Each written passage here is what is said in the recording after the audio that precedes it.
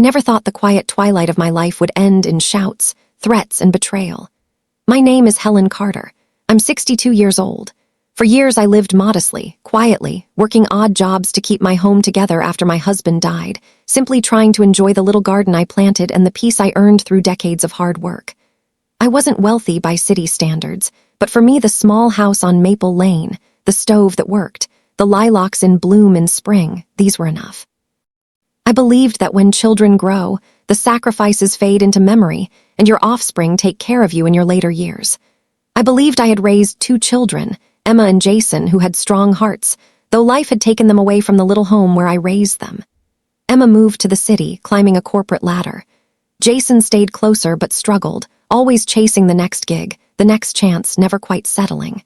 And I was proud of what they'd become, or so I thought. It began with the sale. A builder had approached me about a half-acre of land I owned behind the house. No great fortune, just a piece of land that had sat idle. They offered me a figure, far more than I imagined, if I would sign away the title. At first I refused. I looked out over that land as I watered my roses each morning and fed the cat at dawn. But the leaks in the roof had grown worse, and the furnace was failing, and I realized I might spend the rest of my life worrying about how to pay to keep this house. So I accepted. I sold the land. The proceeds were enough to fix things, the furnace replaced, the roof secured, a small trip to visit my children. I thought I had luck for once. Then the peace began to fracture. Emma phoned one evening, voice light, congratulating me on the sale. "Mom, I heard about the land, that's amazing news," she said. Her tone was warm, but there was an edge I didn't notice at first. "How are you going to live now with all that money? It's a wonderful opportunity." I smiled and said I'd manage, but inside I wondered, did she already believe I was wealthy in a way I never felt before? A week later, Jason stopped by. He looked at me in a different way, as if he were seeing not his mother but the value of what she now held. He asked casual questions. "So, Mom, what are you doing with the money now? Any plans?" I told him only that I wished to keep living quietly. He nodded. "That's wise." But his eyes flickered past me to the safe where I kept the paperwork. The tension grew lazily at first, a slight hush over dinner when I mentioned the sale, a glance between them when they believed I wasn't looking. It startled me how quickly their tone changed. I had helped them when needed, years ago, without complaint. Yet now, the day I turned the key on that sale, they seemed to see me differently, not just as mother, but as resource. When I sat on the porch in the wane of summer, watching the bees and the clover and thinking of nothing bigger than the next cup of coffee, I sensed them planning. Then it erupted. One afternoon I refused Jason, or maybe it was Emma, can't recall which first. They asked for some help. "Mom, just a little loan until things settle," Emma said. 20,000, 30,000, you know it will help all of us." My hand froze on my teacup. I told her no. My peaceful life depended on that money. If I gave it away, I would lose the security I'd built. The silence that followed was heavy, her lips pressed tight. "Fine," she hissed. "But don't act surprised when we go our own way." 2 days later, Jason arrived, angry. The house shook with his voice. "You sold what belonged to us. That money is our inheritance." He pushed. I stumbled back, the arm of my rocking chair scraping the floor. I watched in horror as the son I raised as a child heaved and shoved. My ribs cracked. A scream tore from me that sounded foreign in my throat. And when I looked up, both of them stood over me, child and daughter turned adversary. That's when I knew nothing would be the same. I was under attack not just of my body, but of my trust, my history, my worth. And they didn't yet know the secret I carried. They didn't yet know I had a lesson in store for them, one they would never forget. I lay in bed that night, unable to sleep. The pain in my ribs was unbearable, a constant reminder of how quickly things could change. My son, Jason, my own flesh and blood, had turned on me with such force. He had been the child I had loved most fiercely, and yet in a single act of violence he had destroyed that bond. But even worse, it was the coldness in his eyes that haunted me. He wasn't just angry, he was angry at me. The very woman who had given him life, who had sacrificed her own happiness for him. The one who had always been there when he needed a home, a meal, a listening ear. And yet, here he was, treating me like an obstacle, an enemy to be removed. I didn't know which cut deeper, the physical pain of broken ribs or the emotional pain of betrayal. I wanted to believe I was just a victim, that this had nothing to do with me and everything to do with them. But deep inside, I couldn't help but wonder if I had missed something. Had I ignored the signs of their greed for too long? Had I been so blinded by love for my children that I failed to see what they were becoming? The day after the confrontation, I was still in shock. I had kept to my routine, making coffee, feeding the chickens, but my mind was elsewhere. I couldn't shake the image of Jason's face, twisted with rage as he shoved me backward. The anger was still fresh in my chest, but it was no longer just anger. It was determination. I realized I had to act. I had to take back control before they completely destroyed me, before they drained me of everything I had left. I decided to confront them, both of them. This had gone far enough. No more threats, no more manipulation. They had to understand that I wasn't a helpless old woman. I wasn't someone they could push around just because they thought I was weak. I had never wanted to talk to them like this, especially not after everything that had happened. But something had changed in me. The woman who had spent years hiding her pain, her secrets, was gone. The truth would come out and I would make them see it. It wasn't just about money. It was about dignity, respect, and love. It was about everything I had poured into raising them, only for them to turn it into something ugly. That evening, I called Patricia. Her voice trembled on the other end of the line. "Mom," she said, "I know you're angry, but you don't understand. We just need help. This is about survival." I fought to keep my voice steady. "No, Patricia, this is about greed. Don't tell me it's about survival when you've spent more money on useless luxuries than I've ever had in my life. I've worked every day of my life, doing everything I could to make ends meet. I've sacrificed everything for you both, and now, when I finally have something to call my own, you want to take it from me." There was a long pause. "We didn't mean for it to go this far," she whispered. We just didn't know what else to do." "Do," I repeated, my voice rising. "You didn't know what to do. You've never known what to do. You've spent your lives relying on me.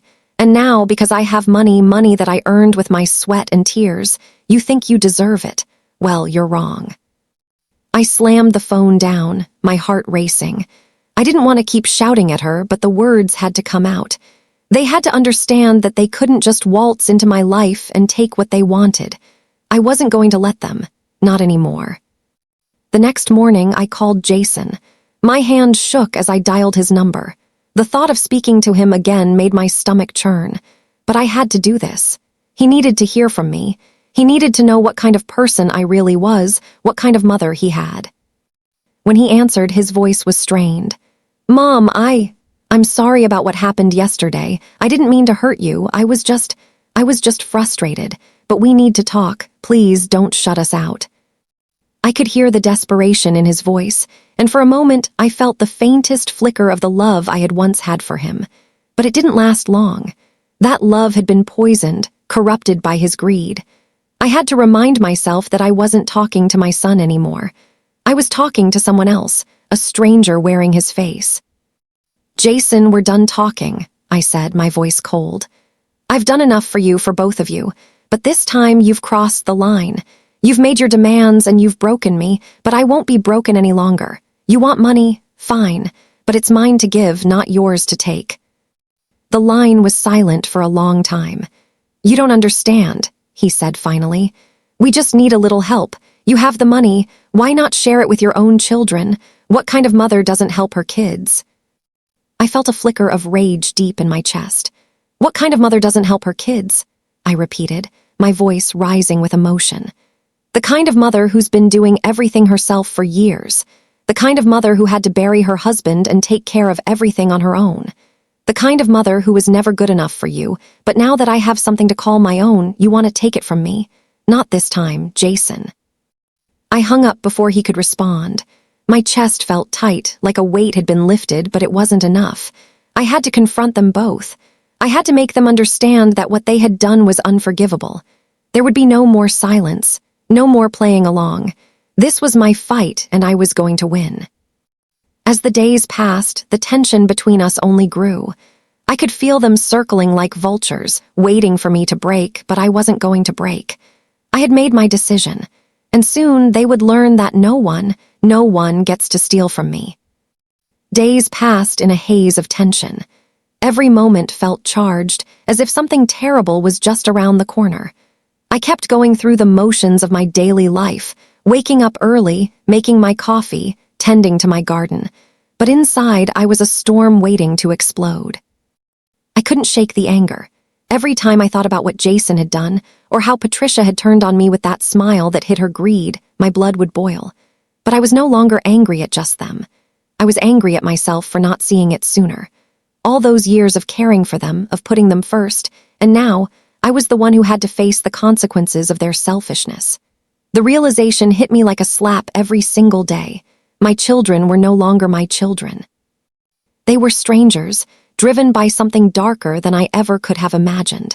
And they didn't deserve a single cent of the money I had earned. I had always been a woman of principles. I didn't believe in holding grudges. I didn't want to be bitter. But the more I thought about it, the more I realized that there was nothing I could do to fix this. I couldn't undo the damage they had caused, and I couldn't make them understand what they had done to me. The more I resisted, the more I felt the gap widening between us. It wasn't just the money, it was the betrayal. They hadn't just attacked my bank account, they had attacked the very foundation of everything I had ever worked for. They thought I was just some naive old woman who didn't know what was best for her. They thought they could bully me into giving them what they wanted. But I wasn't going to let them win. That night, as I sat on the porch watching the sky change from gold to deep purple, I realized I was alone in this. No one was coming to save me. Not my children, not my neighbors, not even my friends. It was just me, and it was time to take matters into my own hands. The plan was simple. I would confront them one last time. I would make them understand that I wasn't going to back down. I wasn't going to be the victim any longer. The next morning, I received a call from Patricia. She asked, in that same sweet tone, if we could meet for coffee. I knew she wasn't asking to catch up. She wanted something from me. She wanted to make me feel guilty, to manipulate me into giving her what she thought she was owed. And I wasn't going to give her that satisfaction. I agreed to meet her, but I had already made up my mind. I was going to show her the truth she refused to see. I wasn't just some helpless old woman who could be pushed around. I had worked for everything I had, and I would not allow her or anyone else to take it from me. I met her at the cafe in town, a quiet place where no one would bother us. As soon as she sat down, her face lit up with that fake smile, the one she always put on when she wanted something. She was wearing a new dress, one that was too fancy for someone who claimed they were struggling. I couldn't help but notice how she adjusted her handbag, as if the way it sat on her lap was somehow important. The way she carried herself, it all felt off. Everything about her was calculated. "Mom, I've been thinking about what you said," she began, her voice oozing with sweetness. "And I know I might have pushed you too far, but you've got to understand, Jason and I have been going through a lot.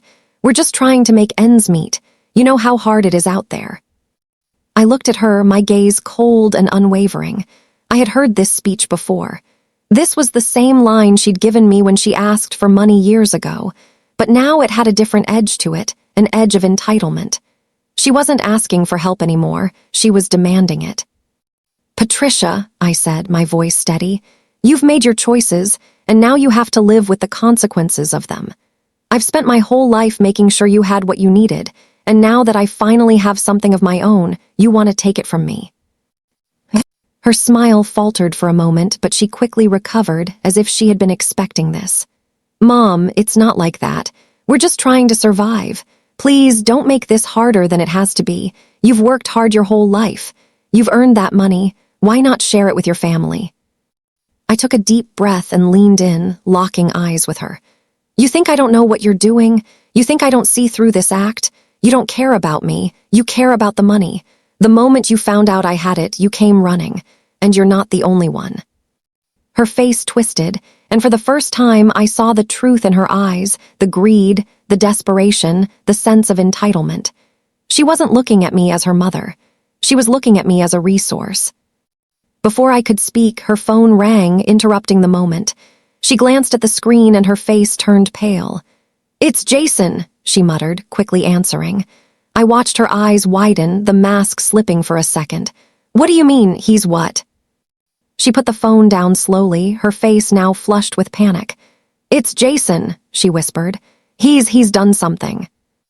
I felt a chill run down my spine. What did he do? "Mom, I don't know. He's in trouble," Patricia said, her voice shaky. "He said the police are involved." A sense of dread washed over me. Was this part of their plan? Was Jason trying to force my hand? Or was something more sinister happening? Either way, I could see the way the tide was turning. They were running out of options, and so was I, but I wasn't going to be pushed into a corner. Not this time. "I'm leaving, Patricia," I said, standing up from the table. "This is over. You don't get to threaten me anymore, not emotionally and not financially." She didn't protest. Instead, she just stared at me with wide, confused eyes. But I saw something in her, something cold, something desperate. She had crossed the line, and now it was time for me to show her what it meant to cross me. As I walked away, I felt a weight lift from my shoulders. The first part of my plan was in motion, but the real storm was yet to come. It had been days since I confronted Patricia, days since I saw the truth in her eyes, the greed that now defined her. But no matter how many times I replayed the scene in my mind, it didn't make it any easier. My heart ached with a pain I couldn't explain. These were my children, the two people I had given everything to, and now they had become strangers. Strangers who saw me not as their mother, but as an obstacle to be removed. But I had made a choice. I wasn't going to run away. I wasn't going to hide from them, no matter what they did. I would face them head-on and show them exactly who I was, not the helpless woman they thought they could control, but the woman who had spent a lifetime building something of her own. A woman who wasn't afraid to stand up for herself anymore. The days that followed were tense, filled with a growing sense of dread. I could feel them watching, waiting for me to break, for me to give in. Every time I went out to the market, I would catch glimpses of them, Patricia walking past, avoiding eye contact, her face set in a mask of determination. Jason lurking in the background, his eyes always following me as if trying to figure out my next move. But I wasn't giving them anything, not an inch. I spent hours in my garden, digging into the earth with my hands, as if burying my anger with every plant I sowed. But no matter how hard I worked, I couldn't escape the feeling that something was coming, something big, and I knew, deep down, that it would change everything. Then came the phone call. It was late one evening, just as the sun was sinking behind the hills. I had just finished dinner when the phone rang. The number on the screen wasn't one I recognized, but I answered it anyway. It could be anyone. "Hello?" "Mom," Patricia's voice came through, trembling. "I need to talk to you. It's Jason. He's gone too far this time." I sat up, my heart pounding in my chest. "What do you mean? What's happened to Jason?" "He's in trouble, Mom. He did something stupid, something we can't fix. The police are involved, and they said if he doesn't come up with the money, they'll charge him with fraud." I froze, my mind racing. Fraud? Jason? How had it come to this? "Tell me everything, Patricia. What's going on?" I don't know all the details, but Jason, he tried to get money from someone he shouldn't have. He made some bad decisions, and now it's all falling apart. He said he needs your help, Mom. He said you're the only one who can save him." I felt a surge of emotion in my chest, anger, fear, and something darker. Guilt. I had raised him, loved him, and this was what he had become. A man willing to destroy everything for money. He was my son, but he was also a man who had forgotten the values I had taught him. And now he was begging me, his mother, to bail him out of the mess he had created. "You tell him this," I said, my voice sharp. "He's on his own. I won't bail him out this time. I've given him enough chances, Patricia. I won't enable his mistakes anymore." There was a long pause. "Mom," Patricia whispered, "please, I'm asking you. He's my brother, you're his mother. Don't turn your back on him now." I closed my eyes, steadying my breath. This was the breaking point. I knew, deep down, that if I gave in, I would be giving them the power to control me once more. But if I didn't, I risked losing my children forever. "I'm done enabling his behavior," I said, my voice steady. "Tell him, Patricia, that the money is mine. It was my decision to sell the land. It was my effort that brought me this peace. If Jason wants to change, he can start by facing the consequences of his actions. There is no easy way out anymore." I hung up the phone without waiting for her reply. For the first time in a long time, I felt a wave of relief wash over me. I had made my decision. I wasn't going to let them manipulate me anymore. They had tried to play me, to use my love against me, but I wasn't playing that game anymore. I had lived a life of sacrifice, of constant struggle, but now I was finally standing up for myself. The next day, everything came crashing down. I was in the garden, pulling weeds from the rows of tomatoes, when I heard a car screech to a halt outside. My heart jumped. It was the sound of a car door slamming, footsteps racing up the gravel path. Before I could react, the door swung open. Jason stood in front of me, his face twisted with anger. "You really are cold, Mom," he spat. "I asked for your help and you turned me away. Do you even care about me?" I stood up slowly, wiping the dirt from my hands. "I care about you, Jason, but I won't enable you anymore. I won't fix your mistakes. You need to learn that you can't just take from people when it suits you." He took a step toward me, his fists clenched. "I don't need your damn lectures. I need the money. And if you don't give it to me, I'll take it. I'll do whatever it takes." The words hit me like a slap. Threats from my own son. I stood my ground. "You won't get a dime from me, Jason, and you can't force me to change my mind. I've worked too hard for this." His face flushed with fury. "You're really going to make me beg, aren't you? You want to see me suffer." "No," I said quietly. "I want to see you stand on your own, for once in your life." His eyes burned with rage, but then something changed. The mask of anger slipped, and for a fleeting moment I saw the little boy I had raised, the one who once needed my protection, the one who I had held close when he was scared. But in the next breath, that boy was gone, replaced by a man who had crossed the line. He turned and stormed out of the garden, slamming the door behind him. As the sound of the car engine faded into the distance, I felt a strange mix of sadness and triumph.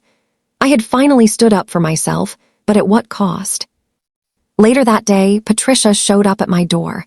I had known it was coming, but it still sent a cold chill through my bones. She had come to beg again, to manipulate, to make me feel guilty.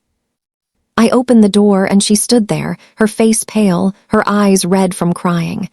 "Mom, please," she said, her voice barely above a whisper. "I need you to understand. Jason's going to destroy himself if we don't help him." I stepped back, shaking my head. "Patricia, I understand, but I won't be a part of it. I won't watch you both tear each other, and me, apart just to get your hands on something that doesn't belong to you." She fell silent, her shoulders sagging. "I've made mistakes, Mom," she said softly, "but I love you, I really do. I don't know what else to do." I looked at her, feeling a mix of sadness and resignation. "The only thing you can do is let him face the consequences of his actions. He needs to learn that money can't fix everything." She didn't argue, didn't protest. Instead, she just stood there, silently nodding. And for the first time in a long while, I felt like I had made the right decision. As the days passed, I saw no more of Jason. No more visits, no more calls, but there was an unsettling quiet that hung in the air. Had I made the right choice? I questioned myself, but each time the answer came back the same. I had to stop enabling them. I had to stop sacrificing my peace for their mistakes. And I wasn't going to apologize for it. The days that followed were a strange mix of calm and anxiety. I still couldn't believe how quickly everything had unraveled. The woman who once poured all her energy into raising 2 children, who had worked herself into the ground just to make ends meet, was now sitting alone, watching the world spin around her. The house was quiet. The garden was quiet. Even the chickens, once so eager to greet me in the mornings, seemed quieter somehow. I still couldn't shake the feeling that something was coming, some final confrontation, some last effort by my children to wrest control over what I had fought for.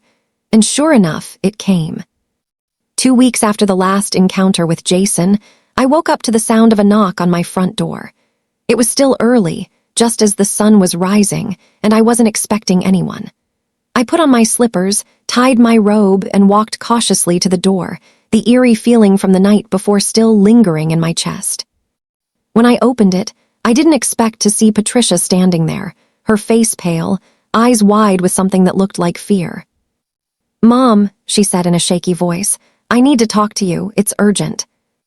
I stood in the doorway, my heart racing. "What's going on, Patricia?" She hesitated for a moment, then stepped inside without waiting for an invitation. She didn't even take off her shoes, just walked right past me into the living room, her eyes darting nervously around. "Mom, I don't know how to say this, but things have gotten out of control," she said, wringing her hands. Jason's in trouble again. He's done something he can't undo." My stomach dropped. "What do you mean, trouble? What did he do now?" He tried to," Patricia's voice trembled. She swallowed hard and then forced herself to continue. "He went to some people, Mom, dangerous people. He owes them money he doesn't have. And now they're coming for him. They're coming for all of us." My mind raced. "What kind of people, Patricia? What are you talking about?" "Criminals," she said, her voice barely above a whisper. "People who don't care who you are. They just want their money and they don't care how they get it. And now, because of his actions, they're threatening me too. They said if we don't pay up, they'll hurt us. They'll come after us." I stared at her, stunned. "This is what Jason gotten himself into. This is the man you want to defend." "I'm not defending him," Patricia said quickly, her face a mask of guilt. "But Mom, you have to understand. He's in over his head. He doesn't know how to get out and now we're all in danger. You have to help him, you have to help us." I felt something shift in my chest, a mix of disbelief and rage. "You come to me for help now, after everything you've done. After everything you and Jason have tried to take from me. You've manipulated me, used me, and now you want me to fix the mess you both created." Patricia's face crumpled. "Please, Mom, I didn't know he would go this far. I didn't know it would get to this point. I just want things to go back to normal." I looked at her, her eyes filled with tears, and for a moment I almost felt pity for her. But then I remembered. I remembered the threats, the lies, the manipulation. I remembered how they both thought they could walk all over me just because I was their mother. "No," I said, my voice firm. "I've already given you everything I had. I gave you the chance to prove yourselves, but you and Jason, you've crossed the line. I can't help you anymore." Her tears spilled over, but I stood my ground. "Patricia, this is it. You want to fix your problems? You want to get out of this? Then you do it on your own. I won't be a part of it anymore." Her face turned pale, and I saw something dark flicker in her eyes. "Mom, don't make me regret this," she whispered, her voice low and dangerous. "You don't know who you're messing with." I didn't flinch. "No, Patricia, you don't know who I'm messing with." For a moment, she didn't say anything. Her face twisted in a silent battle between pride and fear. Finally, she turned on her heel and walked out, leaving me standing there, the weight of her words lingering in the air. The next few days were quiet, but not peaceful. I could feel the tension in the air, a thick, suffocating cloud that hung over the house like a storm waiting to break. I knew my children were planning something, but I didn't know what. And I didn't care to know. I had made my choice. I had let them go. Then, one evening, I received an unexpected visitor. The knock at the door was sharp, urgent. I opened it to find Ethan, my cousin, standing there, his face lined with concern. "Martha," he said, looking over his shoulder as if to make sure no one was watching. "We need to talk." I stepped aside to let him in, my heart pounding in my chest. "What's happened, Ethan?" He sat down in the living room, his face grim. "I overheard something last night. Jason and Patricia, they're planning to take your money, Martha. They've been working with some people from out of town. They've been setting you up, using everything you've ever trusted against you." My breath caught in my throat. "What do you mean? What are they planning?" "They've been talking about getting you to sign documents," Ethan said, his voice low. "They've even mentioned using fake medical reports to declare you mentally incompetent. They want control of your money, and they're willing to do anything to get it." I stared at him, stunned. "You're telling me they've been planning to steal from me this whole time. They've been pretending to care while plotting against me." Ethan nodded. "I'm sorry, Martha. I know it's hard to believe, but I overheard enough to know that they're not going to stop. They'll do whatever it takes to get what they want." The reality of it hit me hard. My children, my own flesh and blood, had been scheming to rob me. They had never seen me as a person. They had only seen me as a source of wealth. I felt the rage welling up inside me, a cold fury that I had never known before. But this time, it wasn't just anger. It was clarity. I finally understood what I had to do. The next day, I made the call. I reached out to my lawyer, explained everything, and gave him the green light to take action. I wasn't going to sit by and let my children destroy me. I wasn't going to let them take everything I had worked for.